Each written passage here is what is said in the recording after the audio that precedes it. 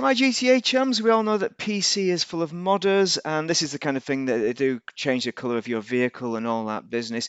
But it's more severe than that, the current risk to PC players of GTA. So this is what GTA Online, as well as a standard GTA game, this is what this video is all about. So we've been having that kind of mucky nonsense occur, haven't we? We're used to seeing that. He's changed the colour of my van, and he's just holding on. He's obviously looks like Lester and all that kind of business. Great stuff, hilarious. But where it can stop being hilarious is when they take over your PC and start getting data off your PC and putting all sorts of crap on it and basically destroy your whole computer. And it could lead to anything. Anything. It could even be identity theft. So the main thing that a lot of the YouTubers have found have been triggered by is by Tez2 posting this PC high alert on Twitter.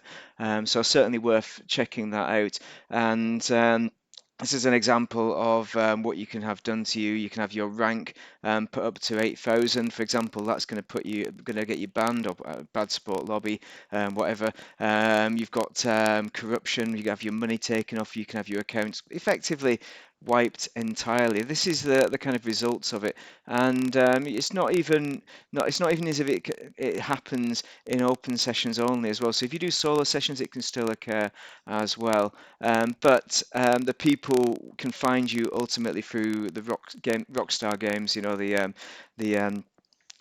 menu there in order to get hold of you. So it can ruin your entire experience. The advice from Tez2 there is avoid playing at all completely. There's potential for some workarounds. You could set up a firewall rule, which I've done. I'm not sure 100%, and if that is going to stop people. To be quite honest, I don't think anything is foolproof at this stage. So as you say, it's now essentially have a firewall rule installed, yeah. So you can also use this Speyer AU's Guardian. I'm not sure what Guardian is, so I can't really say if that's any good. But that's something else that uses the firewall, a firewall to protect you. And all the firewall does is stop people from joining your lobby and that once you have it on. So here's my firewall somewhere in the background there, and there's this GTA rule. So I've put that on. Wang.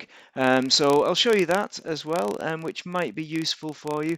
I'll put the links to these in the video, and if you go over to the firewall rules page here, this is from on GitHub from someone who put this. This is back in March 2021, but it still does work.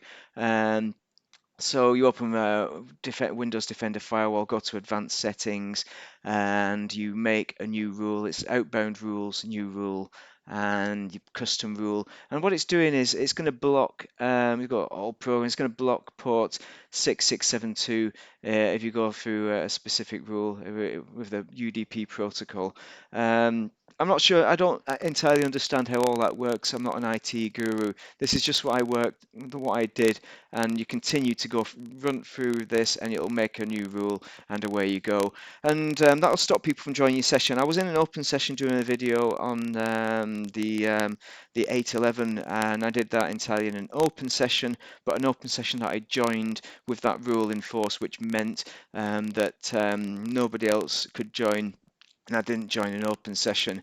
But you can disable the rule and then have people join your session and play with friends, and then enable the rule to stop people from joining that session. So that's an example of how you would do it, and that's the way people used to make closed sessions before we had solo session sales that they introduced recently. So it could work, it could stop you, but I wouldn't say anything is 100%, because people if you're desperate to play, then I'd say use this rule, something like that, or whatever Tez2 recommends.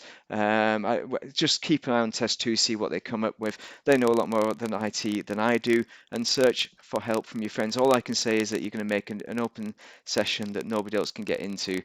So that means that you're less likely, you're not going to come up against somebody like a mod or something, because they won't know your account is in existence in theory. But if you're already getting targeted by a modder, then that's not going to stop that from happening. I don't think, if I understand it correctly, because they can still target you even in the in story mode, I think, if I understand rightly, and get you ultimately banned from using the new mod menus and the changes with those.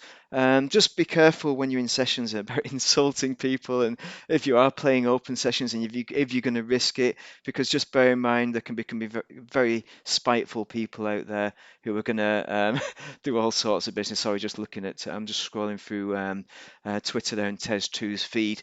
Anyway, do check those out. The links will be in the description, and stay safe out there, and don't rely on me or even Tez to use your own mind. Whatever's on your computer ultimately, if you have any sensitive files on your computer, anything at all, passport pictures, bank details, anything like that, I just say just say no, just don't do it if you know it's not secure really. And yeah, that's basically it. But I'm reasonably confident that my computer's secure, but I can't say that your computer will be the same. Exactly. So just be safe out there. Anyway, thank you very much for watching, and yeah, have a good day.